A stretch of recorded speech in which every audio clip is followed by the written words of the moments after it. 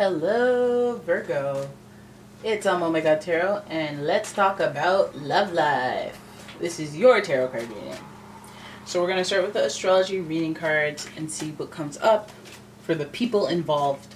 And then we're going to do the romance angels followed by a tarot spread. Here we go.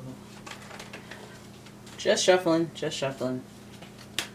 Just shuffling away, no playful banter, just shuffling. Alright, here's your first card. Alright, Virgo, your first card is Virgo. The energy around you is dutiful, hesitant, and humble, with a discriminating, diligent, and painstaking air. So you already know that within your love life, you're seeing traits of the other person that is... so it could be of the other person or just in your dating life, you're seeing traits that are reflective of your own traits. So maybe you're being ghosted. Maybe you've ghosted before. Maybe people are being rude and you've been rude, discreetly to other people. You're learning some type of karmic lesson about yourself through your love life. Then we have Scorpio. The energy is intense, masterful, thoughtful, and magnetically charming, but also secretive and possessive. What I say about being secretive, Virgo, you know about that. The energy is intense. And we all know that Scorpio energy, naturally intense. Have you ever looked a Scorpio in the eye? Then you know what I'm talking about.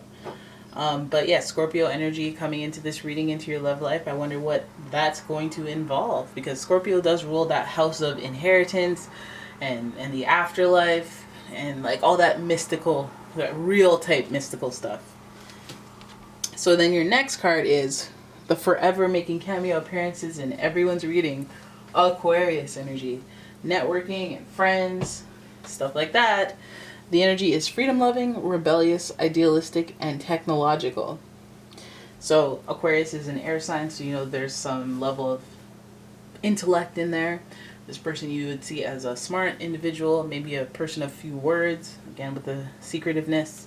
And they know not to say stupidness or not to say anything excess in front of people they're trying to impress.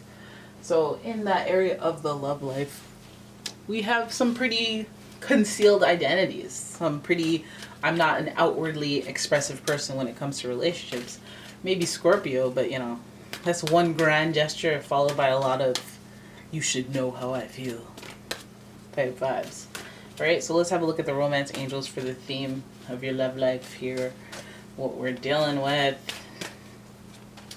Alright, we are dealing with a wedding. This situation involves marriage. This is a significant partner, significant person, or you're dealing with significant areas of your love life that affect you right down to your marriage situation. So your views on marriage, your views on those deep connections, those commitments, the dynamic that you have, all that. But let's have a look at the tarot. Let's not try to guess what all of the many meanings could be behind that card. And I'm using the Wild Unknown for this reading. I know, love life, you should be using the Angel Tarot. Nah, we're using the Wild Unknown. Because we don't know right now. Alright, so the first card we have is an interesting card. We have the Three of Wands in reverse. Alright, and then we have the Five of Swords. Haha, interesting. And then, followed by the Father of Cups in reverse, the King of Cups in reverse. Followed by the Two of Cups. We're starting to pick things up now. Okay, I see you. And finally, the Seven of Pentacles in reverse. Let's fit you in there. Oh, this also kind of feels like a roller coaster. We see the Three of Wands and we realize that there may be some type of restlessness. Some of you guys may be torn between multiple people. Some of you guys may be attracted to multiple people at one time and you're trying to just figure stuff out. Trying to figure out which one has your flame lit the brightest, And that is okay. That is normal. But again, I think there are secrets involved. There's concealing of information, and that might be on your end. That might be on their end.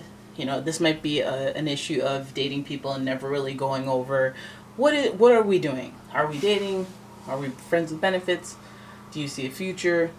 Did you come into this with the intent of hitting it and quitting it? Like, what's happening? But I feel like there's multiple factors involved, so there may be multiple people, multiple actions involved. For some of you guys, that wand means sexual chemistry. Maybe you're hooking up with more than one person, or maybe you're into more than one thing.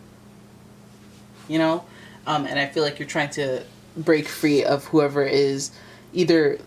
Okay, 5 is a changeable number. 5 is a sudden and sporadic number. You're trying... I feel like, you guys may be dealing with multiple people, but you're dealing also with ghosting. You're dealing with cutting people off randomly. That 5 of swords would definitely indicate some sort of done. You're done. And all of a sudden. Especially going from 3 to 5. So it makes me wonder, okay, are you cutting off people for someone else? Because we're going from 3 to 2. Are people cutting you off, and is that your theme in your relationship? You just don't understand why you keep getting ghosted or cut off randomly. I feel like on the end of the masculine spectrum, there may be a lack of emotional understanding. Like, people don't get to know you or get to feel with you or understand why you are the way you are. They just kind of don't flex that emotional understanding, and that may be an issue. That may be leading towards the cutting off, the disconnect with this person or with people you normally date, especially if there's more than one suitor, and that may pose an issue for you. So I think that could be people may not get you or understand you emotionally because you're kind of secretive and quiet, and people can't read minds, and you know that. But also, just maybe you're unaware of the energy that you give off. Maybe you give off this vibe of somebody who doesn't want people prying up in their business. Maybe you give off a resting bee face, and it's not your fault, but it's like you gotta manage yourself. You gotta manage stuff like that. Like, let's say you're a millionaire, but you will not shower and you will not change that ripped gravy stained shirt. Is it fair if people treat you like, oh, you don't care about yourself? Like, is that fair? I mean, just because you have millions of dollars doesn't mean you do care about yourself, but you know what I mean. But yeah, so I feel like that may be the main issue in love life. The lack of emotional understanding. How can we flip that around? How can I control somebody else's? Well, you just start going, oh, that I don't like about people. I'm going to make it my point to be the opposite of that. Because again, law of attraction, you attract the same type of vibe around you. And again, we're mirroring quality. So it's almost like the thing that you're repulsed by when it comes to somebody, or the thing that you're like, ugh. It's almost like maybe you can find something of that nature. Not necessarily identically what that person is doing, but some strain of it in your life that you're doing to someone else. And maybe cleaning that vibration up will help you out from attracting these types of people who just ghost walk away, or have that lack of emotional understanding and intelligence towards relationships.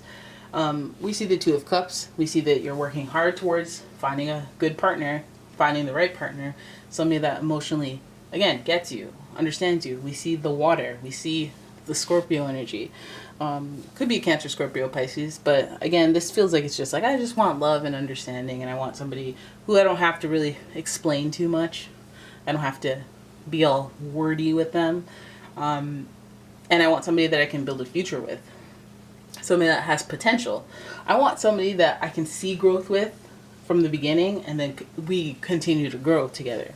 And I think in the past, some of you guys may have gravitated towards partners who are cold, partners who don't have that necessarily that interest, because they're more on the hustle for their finances, their careers. Maybe they're in that part of their life, so it's not even like, they're wrong or they're mean for it. It's just that's the stage of their life that they're at, and you seem to keep picking those types of partners. Perhaps there's a lack of focus on stability in your own life with money. 7 of Pentacles. I feel like, whenever you get a 7, you got to think about luck.